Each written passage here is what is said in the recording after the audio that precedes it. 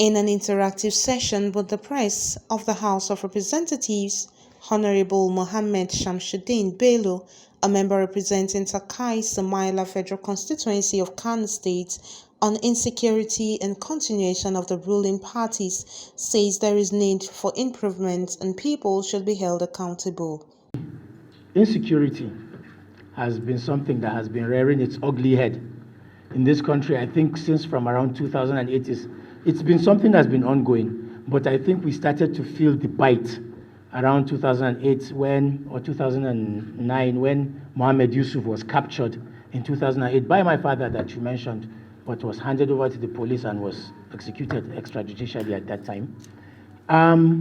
So we have made progress now, because I recall between 2014, 2015, and even going up to the end of 2015, for that whole period, I refused to go for any Eid prayers.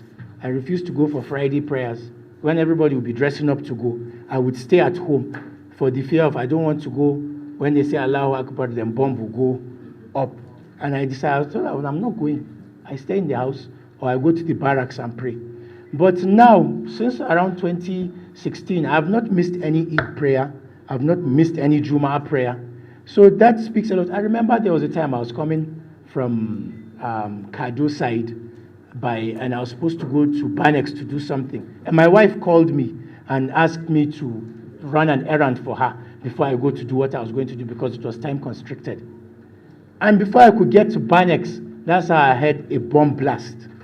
We don't have these types of occurrences. We can name so many instances. What happened in Karu, what happened in Louis Edet House, what happened at the United Nations, what happened in Zaria, what happened in Kaduna, what happened at the Emir's Palace in Kano. All these types of occurrences have stopped. Now, the insecurity has become something that is in isolated pockets that still are being addressed. Now, you can look at what the Commander-in-Chief has done recently with the acquisition of the Super Tucano jets that are currently in Kainji at the Air Force Base.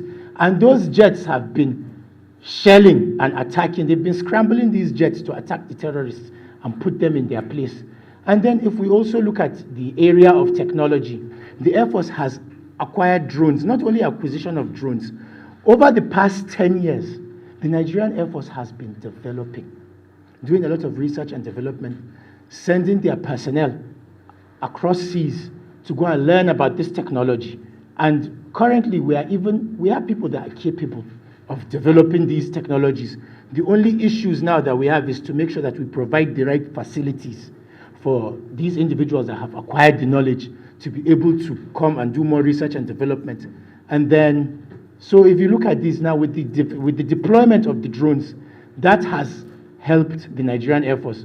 Currently, as I'm speaking to you, this is what is going on, and the Nigerian Air Force is using drones to attack the terrorists.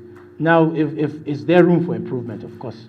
I think we need to have more geospatial mapping of Nigeria, which will bring in the talk of artificial intelligence. That is where it will come into play, where we can map out the country, where we know if there is an attack at a specific place, then we know we can scramble these jets or send these unmanned drones to attack these terrorists and also to secure the Nigerian airspace. So I think so far so good. This government has done very well. There's room for improvement. More can be done. I think people should be held accountable. There should be set targets, because if you don't have a performance target, then there's no way you can review to see how good you've been doing. You'll just be freestyling and doing anyhow.